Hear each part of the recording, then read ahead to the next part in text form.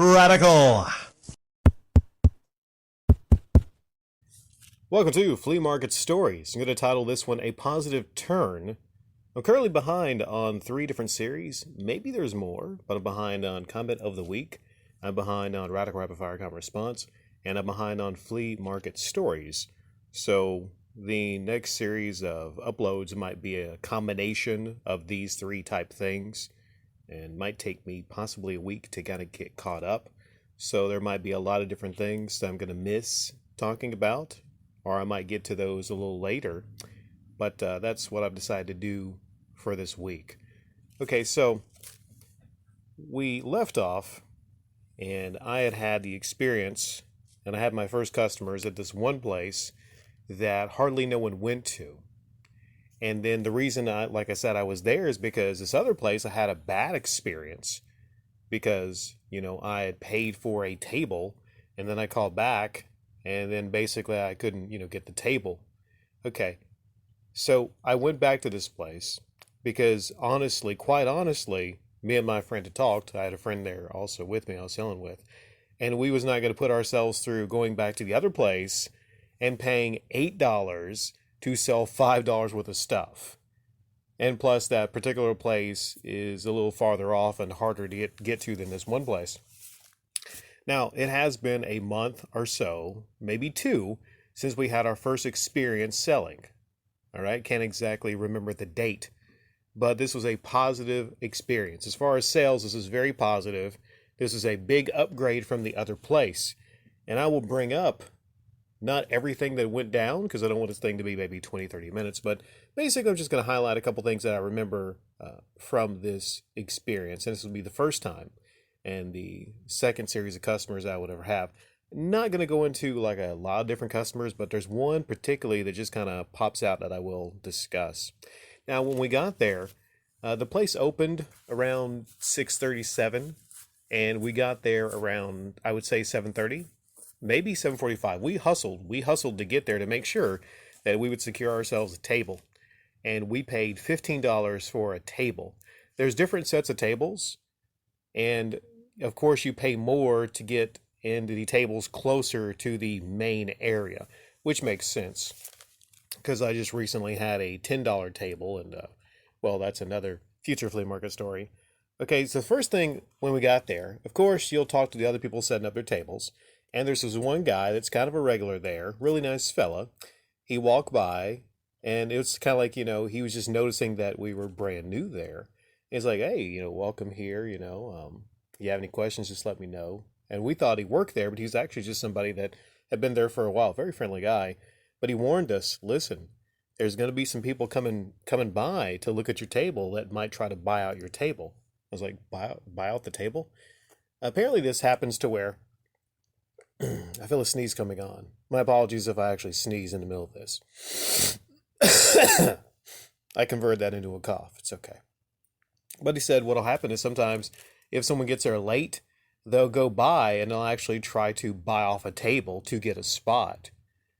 Which, it's not against, I think, it might be against actually rules because you rent a table out, but you can also leave whenever you want to. I mean, you could rent a table out, be there for an hour and actually leave. And I've seen where people actually just go on and put things on that table beside. It's loosely regulated there. It's not a place where they're constantly going by and regulating things, I've noticed. But he says, yeah, sometimes somebody will come by and make you an offer and say, like, I'll buy at your table because I need this table.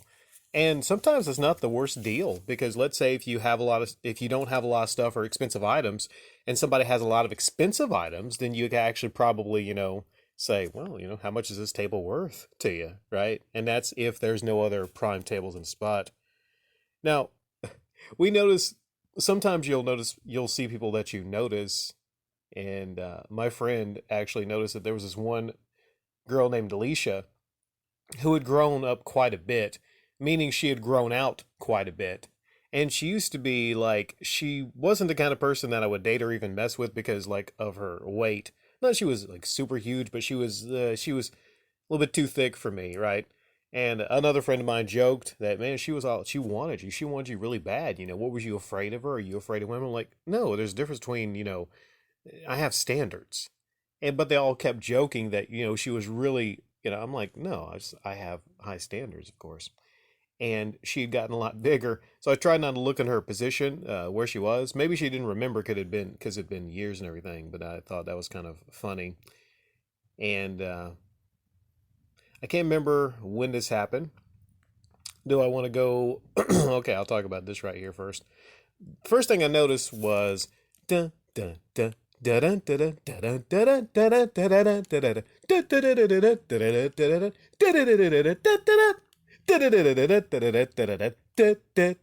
heard that shit for hours.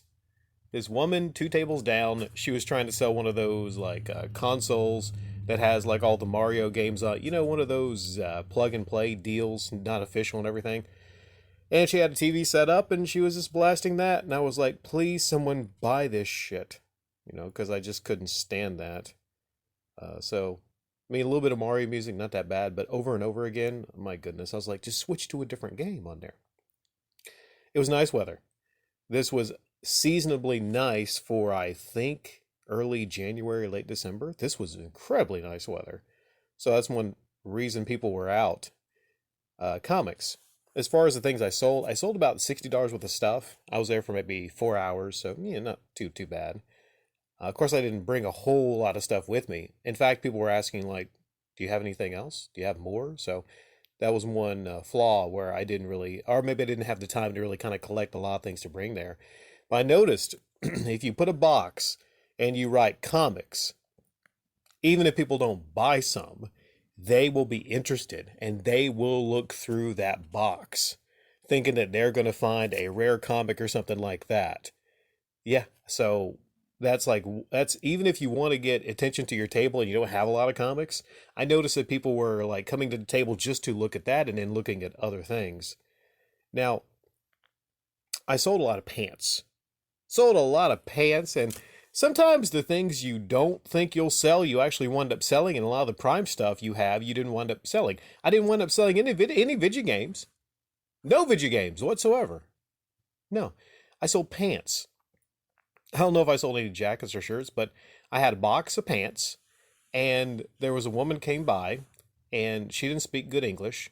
Ironically, like a lot of people that don't speak good English are have been my best customers.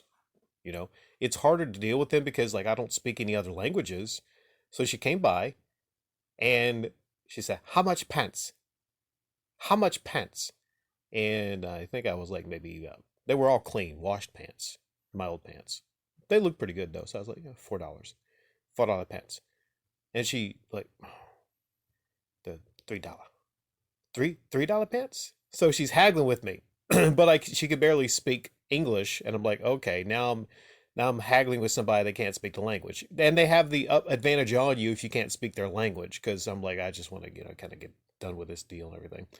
So I think she buys four pants at $3, and she gives me $12. Well, she comes back an hour later, and then she notices I haven't sold any more pants. So then she thinks she has an advantage, right? So she comes by and she sees the rest of the pants in there. I think there's four more pair of pants. She looks at me and she goes, how much pants? There's four more left. I can't remember exactly how much there was left or the exact amount, but I gave her a deal on the rest of the pants and the cardboard box that the pants were in.